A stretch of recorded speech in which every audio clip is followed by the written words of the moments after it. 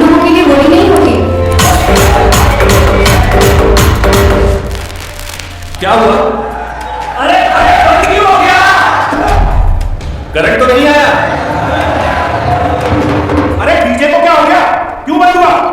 शायद short circuit हो गया है, मशीन बंद हो गई है। किसी को तो इसे ठीक करना ही होगा, नहीं तो पूरा गांव हंसेगा। अरे कोई मैकेनिक को फोन करो। त्योहार का दिन है, अभी कोई आने को तैयार नहीं है। मुखिया जी, अगर आप इजाजत दें तो मैं डीजे को ठीक कर सकता हूँ। अरे फिर आ गया?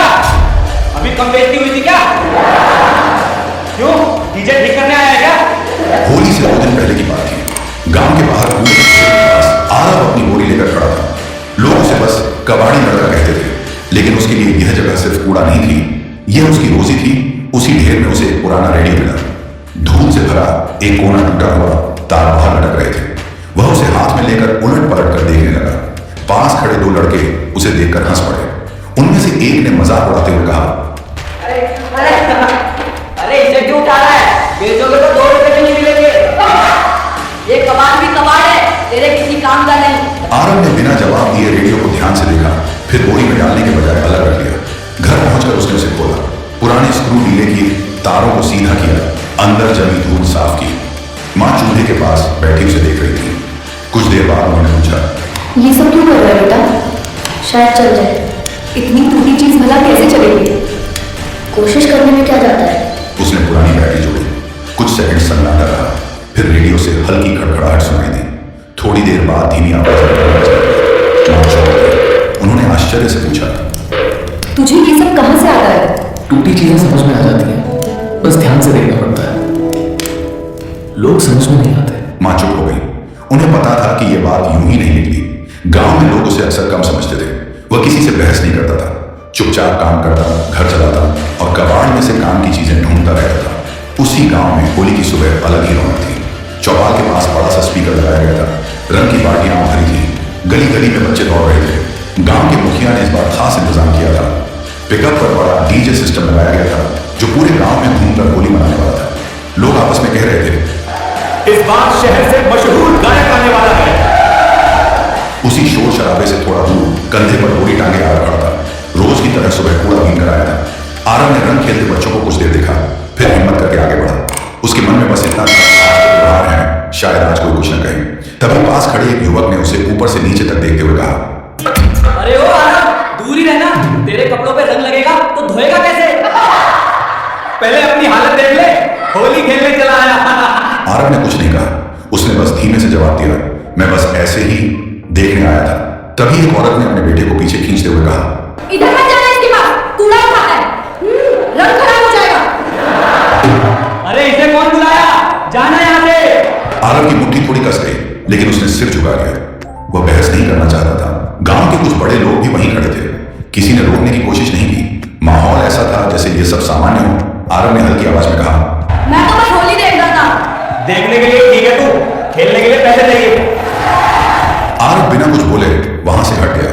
रंग उसके कपड़ों पर नहीं लगा था, लेकिन शब्द जरूर लग गए थे। वह सीधे घर की तरफ चला। रास्ते में उसे डीजे की तैयारी दिखी। पिकअप गाड़ी पर बड़े स्पीकर बांधे जा रहे थे। लोग कह रहे थे कि आज पूरे गांव में धूम मचेगी। वह घर पहुंचा तो उसकी मां चूल्हे के पास बैठी थी। उन्होंने आरव का चेहरा देखा और समझ गई कि कुछ हुआ है। उन्होंने धीरे से पूछा, क्या हुआ बेटा? खेल नहीं रहा? माँ, क्या गरीब लोगों के लिए होली नहीं होती? माँ के हाथ कुछ पल के लिए रुक गए। बेटा, त्योहार सबके लिए होते हैं। फर्क बस इतना है कि कुछ लोग उसे बड़े ढंग से मनाते हैं और कुछ चुपचाप। दुनिया जल्दी पहचान नहीं देती, लेकिन अगर तेरे अंदर कुछ खास है तो एक दिन वही लोग तुझे बुलाएंगे। चौपाल के पास डीजे पूरी आवाज में बज रहा था। पिकअप पर लगे बड़े स्पीकर से गाने और लोग रंग उड़ाते हुए नाच रहे थे। बच्चों के हाथ में पानी की पिचकारियां थीं और कुछ युवकों ने बाल्टियां भरकर सीधे स्पीकर की तरफ भी रंग फेंक दिया था। किसी ने ध्यान नहीं दिया कि नीचे बिछी तारें पूरी तरह भीग चुकी थी। मुखिया भीड़ के बीच खड़े गर्व से सब देख रहे थे। उन्होंने पास खड़े आदमी से कहा, इस बार की होली याद रखी जाएगी। डीजे वाला लड़का मिक्सर के पास खड़ा गाना बदल रहा था। तभी अचानक स्पीकर से अजीब सी खड़खड़ाहट की आवाज आई। पहले किसी ने ध्यान नहीं दिया। लोग समझे कि शायद गाना बदल रहा है। कुछ सेकंड बाद एक तेज चिंगारी निकली। माइक अचानक बंद हो गया। स्पीकर से धुआं सा उठता दिखा। भीड़ में हलचल शुरू हो गई। डीजे वाले ने घबराकर सिस्टम की तरफ देखा और जल्दी जल्दी बटन दबाने लगा। उसने घबराए स्वर में कहा,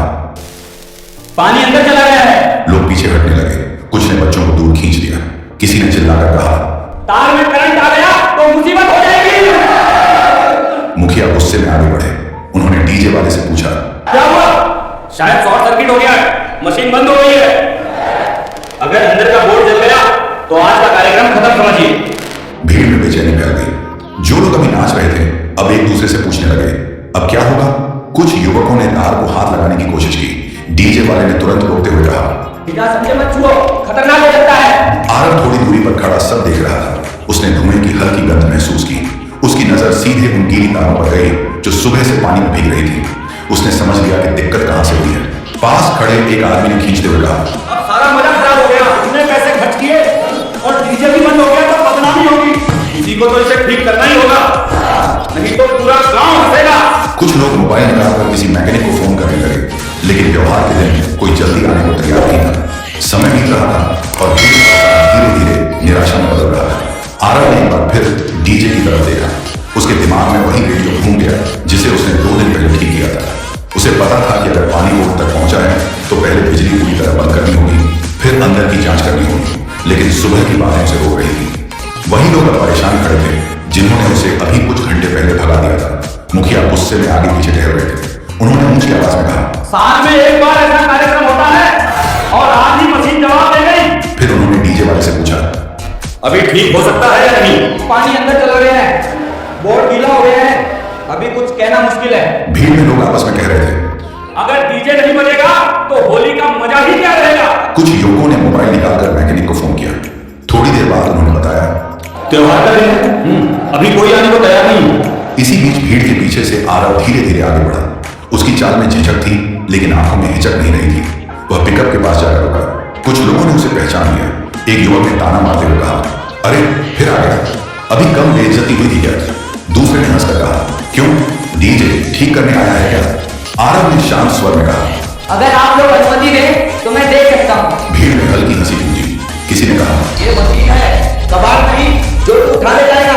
मुखिया ने उसे घूरते हुए पूछा, तू यहाँ क्या करने आया है? आरव ने सीधे उनकी तरफ देखते हुए कहा, मैंने कुछ मशीनें ठीक की हैं, अगर शॉर्ट सर्किट हुआ है तो शायद ठीक हो सके। मुखिया ने तीखे स्वर में कहा, सुबह तुझे रंग खेलने से रोका गया था, अब तू यहाँ काम बताने आया है। मुझे रंग से रोका गया था, मशीन से नहीं। ये लाखों की मशीन है, खिलौना नहीं। अगर और खराब हो गई तो जिम्मेदारी कौन लेगा? अगर मैं ठीक ना कर पाया तो मैं तुरंत यहाँ से चला जाऊंगा, दोबारा इस चौपाल पर कदम नहीं रखूंगा। वैसे भी अभी तो कुछ काम नहीं कर रही, देखने में क्या है? ठीक है, यही खड़े खड़े देख ले, एक भी गलती हुई तो तुरंत हट जाएगा। आरव ने सिर हिला दिया। वह पिकअप के पास चढ़ा और कहा, पहले बिजली का मुख्य स्विच बंद कर दीजिए। डीजे वाले ने पूछा, क्यों? आरव ने जवाब दिया, गीले बोर्ड में करंट रह गया तो हाथ लगाना खतरे का काम है। कुछ लोग अब गंभीर हो चुके थे। आरव ने धीरे धीरे मशीन का पिछला हिस्सा खोला। अंदर हल्की नमी थी। उसने एक सूखे कपड़े की मांग की। किसी ने अनमने ढंग से उसे पुराना तौलिया थमा दिया। वह सावधानी से अंदर के हिस्से पहुंचने लगा। तारों को अलग अलग करके देख रहा था। उसके चेहरे पर घबराहट नहीं थी, ध्यान था। मुखिया हाथ बांधे खड़े थे। उनके चेहरे पर गुस्से से ज्यादा इंतजार था। कुछ मिनट भी थे। आरव ने डीजे वाले से कहा, अब स्विच ऑन करके देखिए। सबकी सांसें थम गई। डीजे वाले ने धीरे से बटन दबाया। पहले हल्की खड़खड़ाहट हुई, फिर स्पीकर से अचानक तेज चौपाल में जैसे बिजली दौड़ गई। भीड़ से एक साथ आवाज उठी, चल गया। मुखिया ने अनायास आगे बढ़कर मशीन की तरफ देखा। उनकी आंखों में आश्चर्य था। आरव नीचे उतर आया। जैसे ही स्पीकर से दोबारा गाना गूंजा, चौपाल का माहौल पल भर में बदल गया। कुछ सेकंड पहले जो लोग निराश खड़े थे, अब वही लोग खुशी से चिल्ला उठे। बच्चों ने फिर से रंग की पिचकारियां उठाई। ढोल की ताल दोबारा शुरू हो गई। डीजे वाला लड़का मशीन की तरफ देखकर हैरान था। फिर उसने आरव की तरफ देखा, जैसे यकीन नहीं हो रहा हो। भीड़ में से एक आदमी ने कहा, सच में इसने ठीक कर दिया। अरे ये तो असली उस्ताद निकला। सुबह उसे भगाने वाला वही युवक अब चुप खड़ा था। मुखिया धीरे धीरे आगे बढ़े। उन्होंने मशीन को देखा, फिर आरव की तरफ देखकर पूछा, तूने ये सब कहां सीखा? आरव ने सीधा जवाब दिया, कबाड़ में बहुत कुछ मिल जाता है। ध्यान से देखो तो मशीन खुद बता देती है कि दिक्कत कहां है। भीड़ में हल्की हंसी हुई, लेकिन इस बार वो मजाक की नहीं थी। डीजे की आवाज और तेज हो गई। रंग फिर हवा में उड़ने लगे। किसी ने आरव के कंधे पर रंग डाल दिया। वह थोड़ा चौंका, लेकिन इस बार किसी ने उसे रोका नहीं। एक छोटा बच्चा उसके पास आया और बोला, भैया आप भी खेलो ना। आरव ने पहली बार खुलकर मुस्कुराया।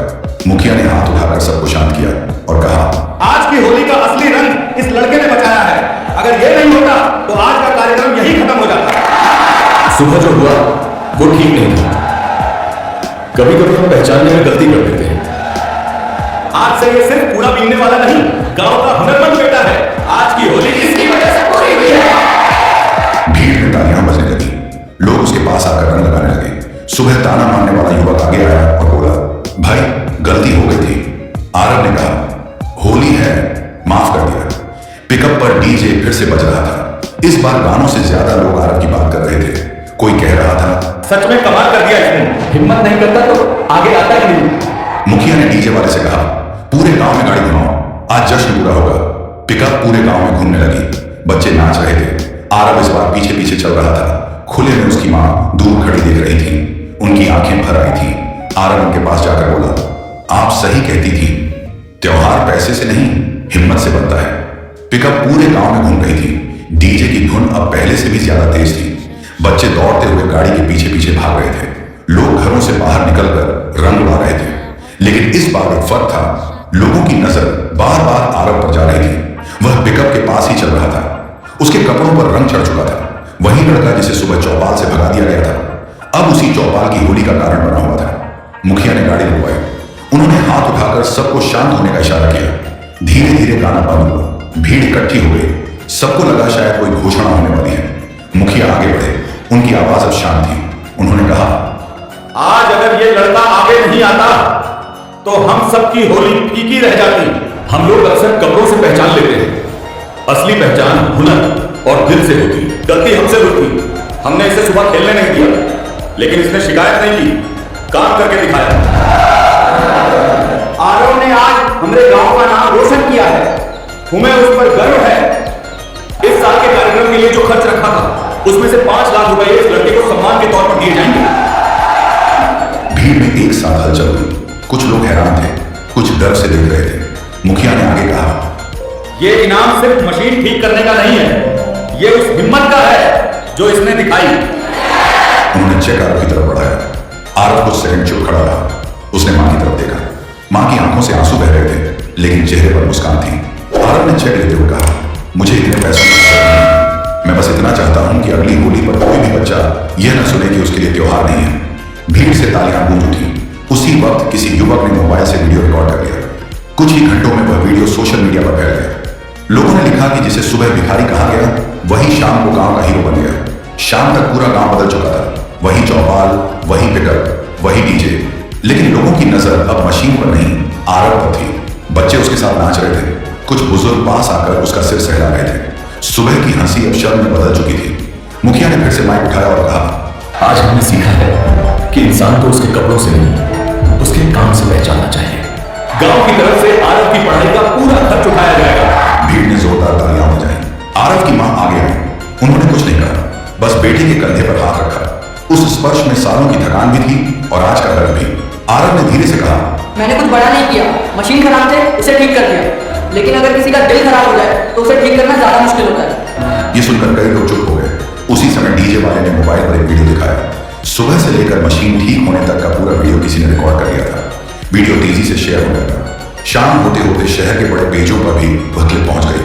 अगले दिन एक मशहूर टेक्निकल यूट्यूबर ने वह वीडियो शेयर किया और लिखा कि असली इंजीनियर डिग्री से नहीं, जज्बे से बनते हैं। आरव रात को घर लौटा। झोपड़ी वहीं थी, टीन की छत वहीं थी, लेकिन अंदर का माहौल बदल चुका था। मां ने पूछा, अब क्या करेगा इतने पैसों का? आरव ने कहा, पहले घर की छत ठीक करेंगे, फिर एक छोटी सी इलेक्ट्रॉनिक की दुकान खोलेंगे, और हाँ, अगली होली पर पूरे गांव के बच्चों के लिए रंग न खरीदूंगा। मां मुस्कुरा दी। उस रात गांव में रंग सूख गए, डीजे बंद हो गया, लोग अपने घर लौट गए। लेकिन एक बात सबके दिल में रह गई, जिस लड़के के पास होली खेलने के लिए रंग नहीं थे, उसी ने पूरे गांव को रंग दिया।